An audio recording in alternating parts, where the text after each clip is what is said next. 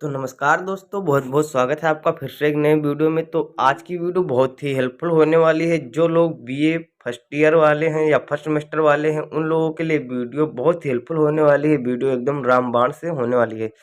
यदि आप लोग नए हैं हमारे चैनल पर, तो आप लोगों को मैं बताता चलूँगा, मैं Akhilesh Kumar Sahu BA student classes पर सभी प्रकार के क्वेश्चन पेपरों को सॉल्व करवाता हूँ। सभी क्वेश्चन पेपर से रिलेटेड टॉपिक्स और सभी चैप्टर उपलब्ध कराता हूँ। क्योंकि कभी कभी ऐसा नहीं हो पाता है कि मैं आप लोगों को प्रोवाइड ना करा पाऊँ, उसके लिए मैं क्षमा चाहता हूँ।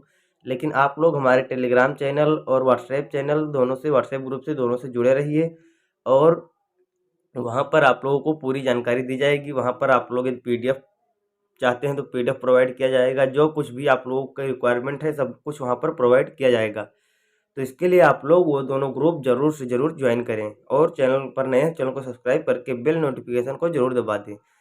तो बी स्टूडेंट क्लासेस फैमिली पर आप लोगों को बहुत बहुत फिर से स्वागत है। और आप लोगों के सपोर्ट से ही हमारे 750 सब्सक्राइबर हो चुके हैं अभी। तो चलिए बिना देरी के वीडियो को स्टार्ट करते हैं। तो आज के वीडियो में हम बात करेंगे ज्योग्राफी यानी भूगोल के बारे में। भौतिक भूगोल जो है भारत का या विश्व का किसी का भी है, मतलब इसमें हम पढ़ेंगे ना भारत का भूगोल ना विश्व का भूगोल। इसमें हम किसका पढ़ेंगे? केवल पृथ्वी का भूगोल, यानी कि पृथ्वी के बारे में पूरी संरचना और उसके अपघटन, भ्रंश, घाटी जो है उसके बारे में ही हम पूरा चर्चा करेंगे। तो देखिए किस प्रकार से क्वेश्चन पेपर आते हैं और क्या क्या क्वेश्चन आते हैं, कहाँ कहाँ से क्वेश्चन आते हैं, इसके बारे में मैं आप लोगों को प्रोवाइड करता हूँ। और ऑलरेडी मैंने एक पीडीएफ बना रखा है जितने भी इम्पोर्टेंट क्वेश्चन है उसके, तो वो भी आप लोगों को प्रोवाइड करा दूंगा। तो चलिए सबसे पहले देखते हैं कि वही टाइम 3 घंटे, और इसमें मैक्सिमम मार्क क्या रहेगा? 50 रहेगा। क्योंकि और जो मिलने वाला है वो मिलेगा आप लोगों को प्रैक्टिकल का नंबर। तो चलिए देखते हैं आगे कि नोट्स क्या दिया गया इसमें। नोट्स वही पुराना कि सभी प्रश्न अनिवार्य हैं। प्रत्येक प्रश्न के प्रत्येक भाग का उत्तर लगभग 100 शब्दों में दीजिए प्रथम प्रश्न का, और शेष प्रश्नों के उत्तर 800 शब्दों में देना है। सभी प्रश्नों के अंक क्या है उसके सम्मुख अंकित हैं। तो देखते हैं किस प्रकार से क्वेश्चन आते हैं। पहला है क्वेश्चन, देख लीजिए कि निम्नलिखित में से प्रत्येक प्रश्न का उत्तर दीजिए। तो प्रत्येक प्रश्न का आपको उत्तर देना है 2 × 5 = 10, यानी कि आप लोगों को प्रत्येक क्वेश्चन का 2 नंबर, और 5 क्वेश्चन है यानी कि 10 नंबर आपके पक्के इसमें आपको लिख देना है। भौतिक भूगोल का विषय क्षेत्र। यदि इस प्रकार से क्वेश्चन आता है भौतिक भूगोल से, तो पहला जो चैप्टर है उससे, तो भौतिक भूगोल की प्रकृति, उससे तो हर हाल में एक ना एक क्वेश्चन जरूर आता है। तो ये इतना आप लोग याद रखिएगा। एक वो, और एक पृथ्वी की संरचना की उत्पत्ति के बारे में, पृथ्वी की उत्पत्ति के बारे में सिद्धांत किसी एक का भी पूछ लिया जाएगा। ये 2 क्वेश्चन 100% श्योर रहता है कि आएगा। तो भौतिक भूगोल का विषय क्षेत्र कहाँ तक फैला हुआ है? तो जो आप लोगों को लिख देना है कि भौतिक भूगोल का विषय क्षेत्र अत्यंत व्यापक है, या जीवमंडल, वायुमंडल और जलमंडल, स्थल मंडल इत्यादि तक फैला हुआ है। सबके बारे में आप लोगों को थोड़ा थोड़ा लिख देना है। स्थल मंडल, जीवमंडल, जलमंडल, वायुमंडल, इसके बारे में आप लोगों को लिख देना थोड़ा थोड़ा। फिर क्या है? शीतोष्ण कटिबंधीय चक्रवात। तो शीतोष्ण कटिबंधीय चक्रवात कहाँ पर आते हैं? कौन से क्षेत्रों में? जो शीतोष्ण प्रदेशीय क्षेत्र होते हैं वहाँ पर। आप लोगों को ध्यान रखना है 2 प्रकार के चक्रवात होते हैं, एक उष्ण कटिबंधीय, एक शीतोष्ण कटिबंधीय। शीतोष्ण वो होते हैं जो शीत प्रदेशों में आते हैं। फिर क्या है? प्रवाल भित्ति को कोरल रीफ, ये क्या होता है?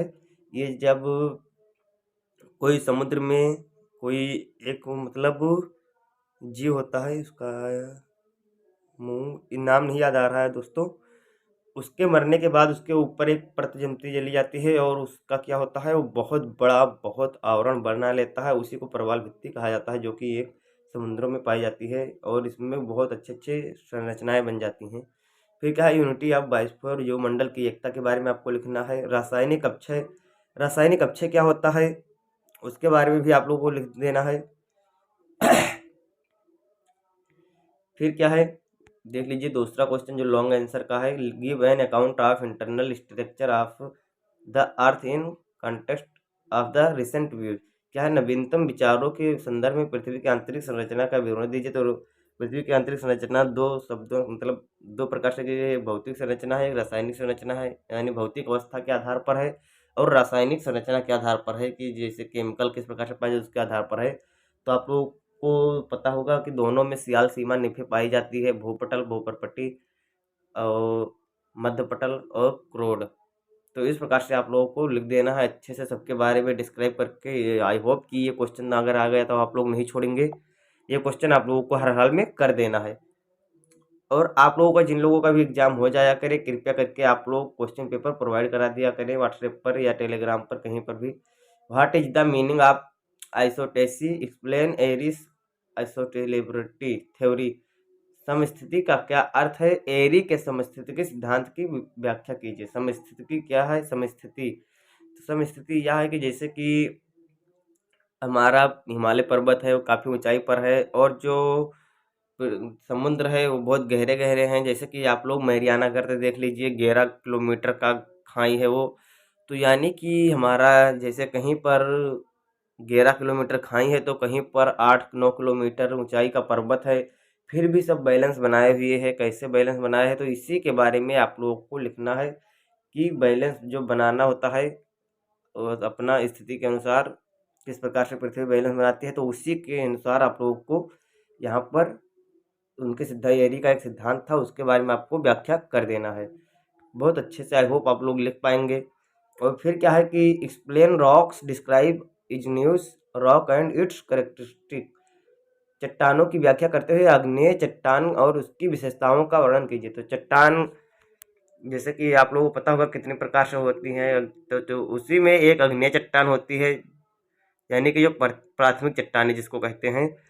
तो उन्हीं को आप लोगों को लिख देना है कि आग्नेय चट्टानें जो ऊपरी परपटल होती है उसके थोड़ा नीचे होते हैं और इसी को प्राथमिक चट्टानें भी कहा जाता है। तो इस प्रकार से आप लोगों को चट्टानों की, लेकिन आप लोगों को व्याख्या करना है कि चट्टानें क्या होती हैं। उसके बाद फिर आप लोगों को देखना है कि पवन द्वारा अप्रदनात्मक एवं निषेचात्मक आकृतियों का विवरण दीजिए। जैसे कि पवन द्वारा कौन कौन सी आकृतियाँ बनती हैं, जैसे कि यदि रेत को उड़ाकर लेकर जाती है तो उससे कौन सी आकृतियाँ बनती हैं, और जहाँ पर वो उसे निक्षेपित यानी कि उसे अस्थायी रूप से रोक देती हैं, यानी कि जहाँ पर वो बालुओं को गिरा देते हैं रेतों को, तो वहाँ पर किस प्रकार से आकृति बनती है। तो इस प्रकार से दोनों आकृतियों का आपको वर्णन करना, जैसे कि छत्रक शिला हो गया और बेसिन हो गया, बहुत सारी ऐसी आकृतियां हैं जो कि बालू का स्तंभ हो गया। तो इस प्रकार से आप लोगों को उसका सब लिख देना है। Explain the factor affecting the air pressure on the globe and give the details air pressure belt. भूमंडल पर वायुदाब को प्रभावित करने वाले कारक की व्याख्या तो वायुमंडल की वायुदाब पेटियों का विवरण दीजिए। तो भूमंडल पर कितनी प्रकार की वायुदाब पेटियां हैं, तो हम लिख देंगे कि 7 प्रकार से वायुदाब पेटियां पाई जाती हैं।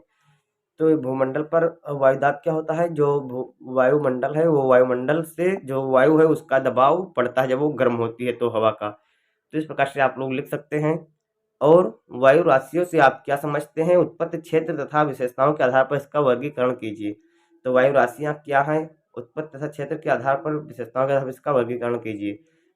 तो वायु राशियाँ आप लोगों को पता होनी चाहिए कि कितनी राशियाँ हैं वायु में, कितने गैसें हैं। तो उसी प्रकार से गैसों का ही वर्णन यहाँ पर आप लोगों को करना है। फिर क्या है? महासागरीय जल की लवणता को नियंत्रित करने वाले कारकों का विवरण दीजिए। तो महासागरीय जल की लवणता को नियंत्रित करने वाले कारक कौन कौन से हैं? आप लोगों को पता होना चाहिए कि इस प्रकार बहुत सारे इस समय नियंत्रित करने वाले कारक कौन कौन से हैं।